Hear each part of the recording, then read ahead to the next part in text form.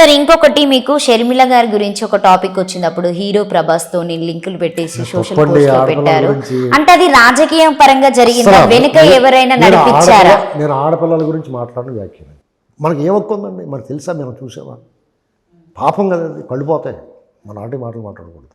నాలాంటి చేత మీరు ఆ మాటలు మాట్లాడించకూడదు. మహా పాపం అండి అది. ఎందుకు అబాండాలు వేస్తారు అమ్మాయి మీద? అంటే రాజకీయ పరంగా ఏమైనా జరిగిందా? రాజకీయ నాన్ సెన్స్. వెనక ఏం కుట్ర లేదంటారా?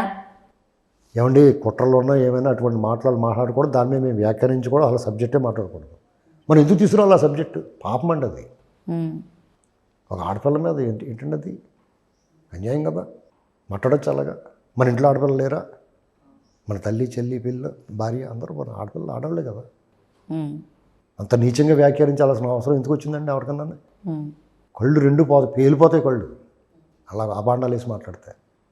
దాని గురించి అంతకన్నా వ్యాఖ్యానించకూడదండి. సరే ఇంకొకటి మీకు షర్మిల గారి గురించి ఒక టాపిక్ వచ్చినప్పుడు హీరో ప్రభాస్ తోని లింకులు పెట్టేసి సోషల్ పోస్ట్ లో పెట్టారు.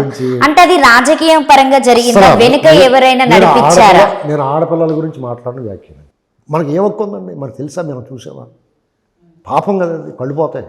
మన ఆంటీ మాటలు మాట్లాడకూడదు. నాలాంటి చేత మీరు ఆ మాటలు మాట్లాడించకూడదు. మహా పాపం అండి అది. ఎందుకు అబాండాలు వేస్తారు అమ్మాయి మీద? అంటే రాజకీయ పరంగా ఏమైనా జరిగిందా? రాజకీయ నాన్ సెన్స్. వెనక ఏం కుట్ర లేదంటారా?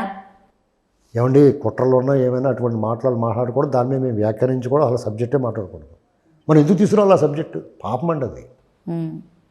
ఒక ఆడపిల్ల మీద ఏంటండి అది? అన్యాయం కదా. మాట్లాడచ్చు అలాగా.